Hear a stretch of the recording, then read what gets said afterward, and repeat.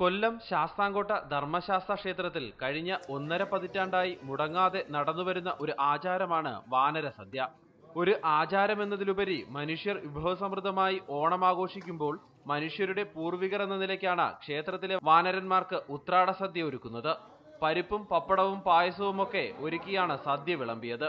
വാനരന്മാർക്ക് ഭോജനം നടത്തുക, അവർക്ക് തക്ക സമയത്ത് ഭക്ഷണം ലഭ്യമാക്കുക എന്നുള്ളത് തന്നെ ദേവപ്രീതിക്ക് കാരണഹേതുവാണ്. 5 ലക്ഷം രൂപ ദേവസ്വം ബോർഡും ഒരു വിദേശ മലയാളിയും കൂടെ ചേർന്ന് ഫിക്സഡ് ഡെപ്പോസിറ്റ് ചെയ്ത് ഒരു എൻഡോവ്മെൻ്റ് ഉണ്ട്. അതിൽ പലിശ ഉപയോഗിച്ച് എല്ലാ ദിവസവും ഇവർക്ക് ഭക്ഷണം നടന്നു വരുന്നുണ്ട്. രാവിലെ മുതൽ തന്നെ മതിലിൽ കാത്തിരുന്ന വാനരന്മാർ പപ്പടം കാച്ചുന്ന മണം കേട്ടപ്പോൾ തന്നെ താഴെയിറങ്ങി ഇരിപ്പുറപ്പിച്ചു. തൂശ്യനിലയിട്ട് വിളമ്പിയ സദ്യ ആസ്വദിച്ച് കഴിച്ചതിന് ശേഷമാണ് വാനരപ്പട മടങ്ങിയത്. ഗോപു നീണ്ടകരയ്ക്കൊപ്പം റിപ്പോർട്ടർ, കൊല്ലം.